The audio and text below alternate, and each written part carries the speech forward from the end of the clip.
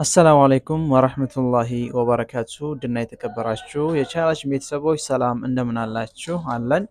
እንግዲህ በባለፈው የአዋጭ ስራ ሸቀጣ ሸቀጥ እንግዲህ ምን ያክል ይፈጃል የሚለውን ሰርቼላችሁ ነበረ። እንግዲህ ያንን ቪዲዮ ያላያችሁ ቪዲዮን የመጀመሪያ ኮሜንት ላይ ወይ ዲስክሪፕሽን ላይ አስቀምጥላችኋለሁ። ተመልከቱት። አዋጭ የሆነ ቢዝነስ ነው። ውጭ ናችሁ ምን ልስራ ብላችሁ ላሰባችሁ አሁን ደግሞ የቡቲክ ንግድ ይዤላችሁ መጥቻለሁ። እንግዲህ መለስተኛ የቡቲክ ንግድ ለመክፈት መካከለኛ ማለት ነው፣ ያው ትንሽም ሳይሆን መካከለኛ የቡቲክ ሱቅ ለመክፈት የወንዶች እንዲሁም ደግሞ የሴቶችም ከፈለጋችሁ ለብቻ ጨመር አድርጋችሁ ደግሞ ሁለቱንም ባንድ ለመያዝ ከፈለጋችሁ የነዚህን ለመስራት ምን ያክል ይፈጃል የሚለውን በዝርዝር ይዤላችሁ ቀርብ ያለው መደርደሪያ ምን ያክል ያስፈልጋል፣ ለማበጃጃ እንዲሁም እቃዎች መግዣ ምን ያክል ያስፈልጋል፣ መጠባበቂያ ምን ያክል ያስፈልጋል፣ ጠቅላላ ካፒታሉ ድምር ምን ያክል ያስፈልጋል፣ እቃዎቹ ምን ምን ናቸው፣ ለቤት ክራይ ምን ያክል ወጪ ያስፈልጋቸዋል፣ በወር ማብራትና ለሰራተኛ ክፍያ ምን ያክል ያስፈልጋል የሚለውን መጨረሻ ላይ ደግሞ ምን ያክል ብር ትርፍ ይገኝለታል የሚለውን ሂሳቡን አብረን እንመለከታለን።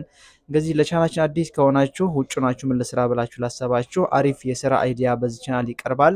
እንዲሁም የግንባታ እቃ መረጃ ይቀርባል። ሲጨምርም ሲቀንስም የተሰራላችሁ ቪዲዮ አሉ። በተለይ ቤት ለመስራት ያሰባችሁ ወይ ደግሞ እየሰራችሁ ያላችሁ ለእናንተ አሪፍ የሆነ የግንባታ እቃ መረጃ ይቀርባል። የሲሚንቶ፣ የብረት፣ የብሎኬት፣ የአሸዋ የመሳሰሉት የጅብሰም ይቀርባል። ሰብስክራይብ አድርጉ። አሁን ወደ መረጃው ስናልፍ እንግዲህ አዋጭ የሆነ ቢዝነስ ነው ዛሬ ይዤላችሁ የመጣሁት።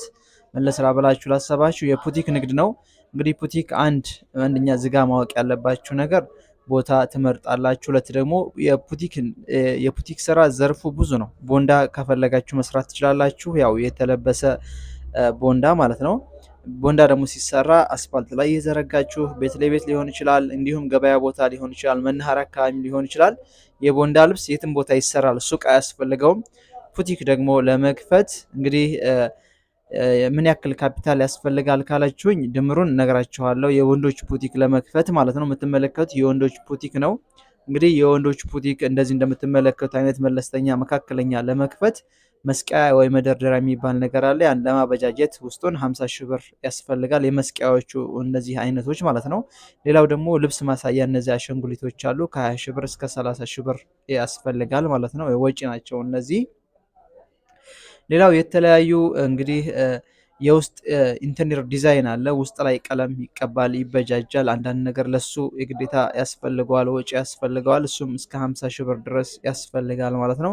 እንዲሁም የተለያዩ አልባሳቶች ለመግዛት እነሱም ወጪ ያስፈልጋቸዋል። እነሱም ሱሪ፣ ሸሚዝ፣ ቲሸርት፣ ቱታ፣ ጃፖኒ፣ ፓንት፣ ጫማ የመሳሰሉት እኔ ያልጠቀስኳቸውም ሌሎችም ሻንጣዎችም ማየት ትችላላችሁ። የተለያዩ አይነት እቃዎች ናቸው ያሉት፣ ብዙ ናቸው።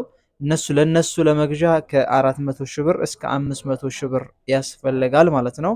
እንግዲህ አሁን ላይ ይሄን ይመስላል። ሌላው ደግሞ እንግዲህ ወጪ ያለባችሁ ያው መጠባበቂያ ደግሞ ከ50 ሺህ እስከ 100 ሺህ ያስፈልጋል። መጠባበቂያ አንዳንድ እቃ ለማቅረብ እንግዲህ ወጫችሁ ምንድነው ካላችሁ ይሄ ድምሩ ሲደመር ካፒታሉ የሚያስፈልገው ከ500 ሺህ ብር እስከ 700 ሺህ ብር ሊያስፈልጋችሁ ይችላል ማለት ነው።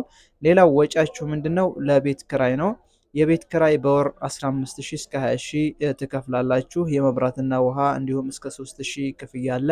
ለሰራተኛ ደግሞ ነቃ ያለ ሰራተኛ ያስፈልጋል። ለሱ ደግሞ ከ5000 እስከ 8000 ያስፈልጋል። ይህ ሁላ ተደምሮ እስከ 25000 ከ25000 እስከ 30000 ወጪ ያለባችሁ በወር ማለት ነው። በወር ወጫችሁ ይሄ ነው። እንግዲህ ቡቲክ ንግድ ስራ አዋጭነቱ በቀን ቢያንስ 10 ሺህ ብር ከተሸጠ እንግዲህ 25% ትርፍ ነው። እንግዲህ እንደሚታወቀው አንድ እቃ ላይ 200 ብር 300 ብር ይገኛል። 25% ትርፍ አለው። እንግዲህ የ25% ማለት 10 ሺህ ብር ቢሸጥ 2500 ብር ታገኛላችሁ ማለት ነው። በ30 ሲባዛ 75 ሺህ ብር ይገኛል ማለት ነው።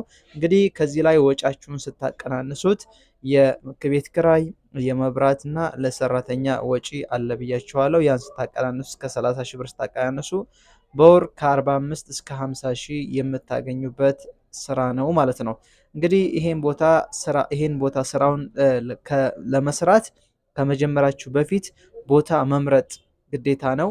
እንዲሁም በደንበኛ አያያዝ ስልጠና መውሰድ ያስፈልጋችኋል።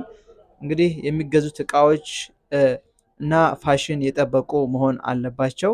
በተለይ ደግሞ ሰራተኛ በጣም አሪፍ የሆነ ሰራተኛ፣ ታታሪ የሆነ ሰራተኛ ያስፈልጋቸዋል። ነገራቶችን እየተረዳ ፋሽን የሆነ እቃ ማቅረብ የሚችል ማለት ነው። ሌላው ደግሞ ምንድነው ቦታ እንግዲህ ገበያማ የሆነ ቦታ ወይ ደግሞ ቡቲክ የሆነ ቦታ እንደዛ አይነት ቦታ መምረጥ አለባችሁ ማለት ነው። እንግዲህ ለዛሬ ያስኩላችሁ መረጃ ይሄን ይመስላል። ለተመቻችሁ ተስፋ አደርጋለሁ። እስቲ በቀጣይ የምሰራላችሁ ቪዲዮ ካለ ሀሳብ አስተያየታችሁን አስቀምጡልኝ፣ እሰራላችኋለሁ ማለት ነው።